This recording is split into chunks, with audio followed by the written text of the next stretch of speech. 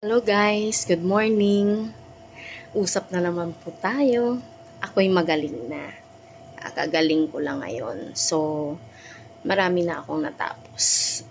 Sa 16 na area, bali 17 na lang ito. So, yung 4 na area ay amin na ito siya na submit. Ito po. Tapos na siya. So, ang 4 na area, amin na siya na submit. Natapos ko siya na yun ng 3:10 in the morning.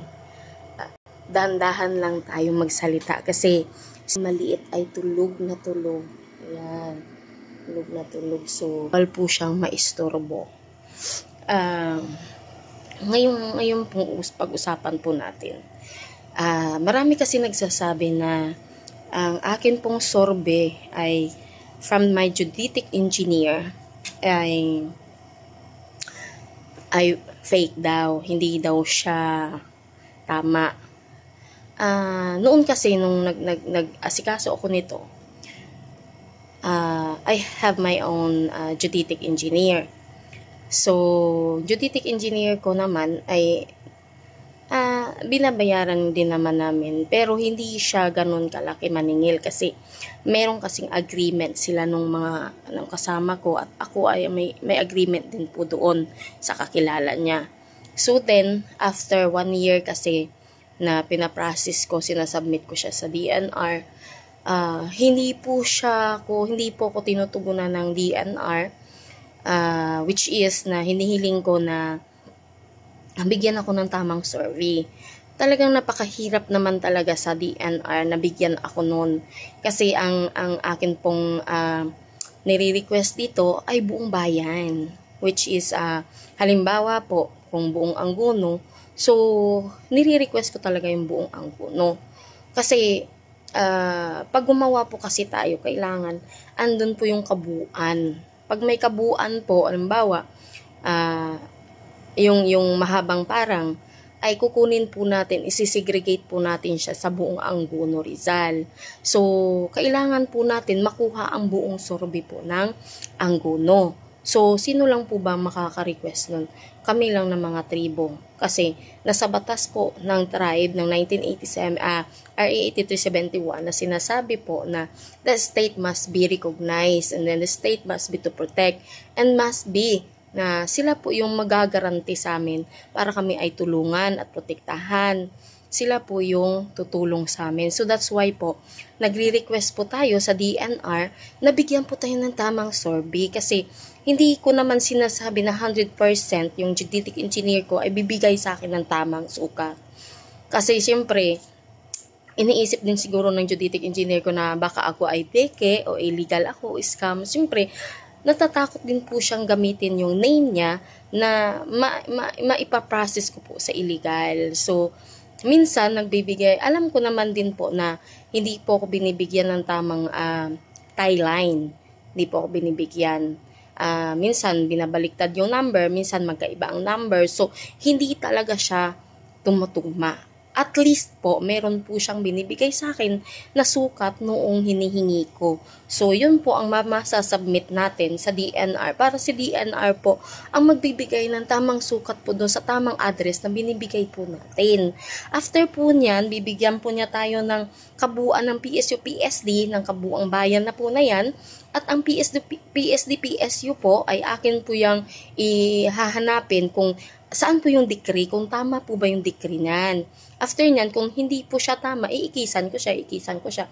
Saka ko ibabalik po doon sa DNR. Minsan naman po sa DNR, yung kanilang mga geodetic engineer, kanilang mga survey, ay minsan busy naman. At saka hindi naman as in busy sila, kundi ayaw din kaya talaga nilang tumulong sa tribo. Kasi ang tribo nga walang pera eh. Walang pera si tribo. So, wala tayong ibabayad sa kanila.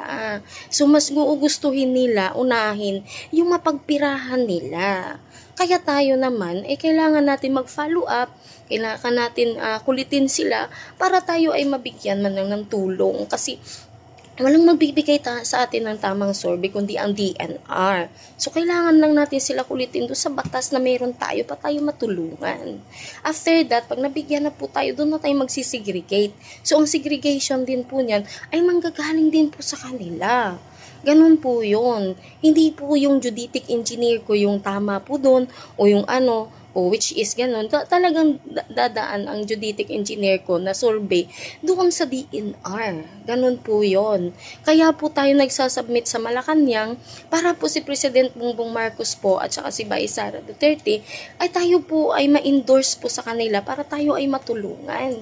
Kasi kung wala po sila, hindi naman natin makukuha ang tamang sukat At hindi lahat ng geodetic engineer ay magbibigay ng tama kasi wala tayong malaking pera na ibinabayad. Magkano lang naman?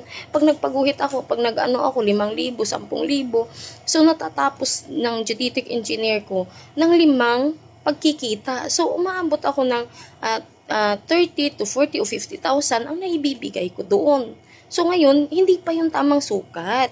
Ibibigay pa natin doon sa DNR. At sa DNR naman, yun ang ating katuwang para mabigyan po tayo nito. So, sa mga perfection naman ng ating dokumento, ang katuwang natin si NCIP.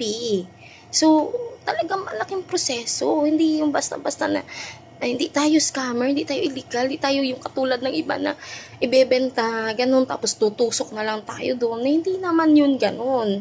Kasi, ang paggawa kasi ng housing, kailangan na sa tamang sukat, na sa tamang paggawa ang CR, ang kusina, na hindi nakaka-affect sa ating kalikasan. Ganun po yun. So, hindi tayo pwedeng gumawa ng basta-basta katulad nila. Kasi tribo tayo, tayong may-ari ng kalupaan. So, ingatan po natin yung ating pagmamay-ari. Kung sila hindi nila pinag-iingatan, tayong mag-ingat kasi atin yan Tayong may-ari niyan. So, tayo lamang makakaramdam ng kung ano yung nararamdaman ng kalupaan na ating inaasikaso. So, pangit kasi pagka hindi natin maayos, yung kalikasan, nagagalit din sa atin. Kasi si Lord Jesus nagsabi, doon po sa Genesis ng libro ng Bible po na King James Version na tayo yung binigyan ng karapatan ni Lord Jesus na pamunuan na ang domain. Tayo yung magbibigay ng pangalan, tayo mangangalaga, tayo mag-ayos nito. So, tayo po yun ang may karapatan. Tayo po yung dapat mangalaga po ng kalikasan. Kasi nilikha po ito ng Panginoon para sa atin at atin po itong bigyan ng pangalan at pangalagaan. Para po sa kapurihan ng Panginoon. Yun po yun. Kaya atin po sundin kung ano po yung nasa tamang proseso. Alam ko po, napakahirap po. Napakahirap kasi hindi po tayo tinutulungan ng mismong nasa kapumunuan ng DNR. At maging pong NCIP, napakahirap po na tayo ay bigyan ng tulong dahil intindihin po natin na nag-iingat din po sila na baka po tayo ay scammer o illegal lang din. So, magantay po tayo ng tama na ibibigay ng Panginoon sa atin. There is a right time. There is a right na seasons na ibibigay ng Panginoon sa atin. So, I know na this is the right time na ibinigay na ng Panginoon sa atin. Kaya, kunting tiis na lang po tayo. Salamat sa lahat. At salamat din po kay Vice Sara Duterte po sa lahat po ng iyong support at sa lahat po ng iyong encouragement po sa pagsagot po sa amin. So, thank you po. At saka kay President Bongbong Marcos po. Salamat especially po sa iyong support din po at tulong po sa amin ng mga katribuhan. Thank you po. And God bless all sa lahat po. Good night po and morning. Good morning sa lahat.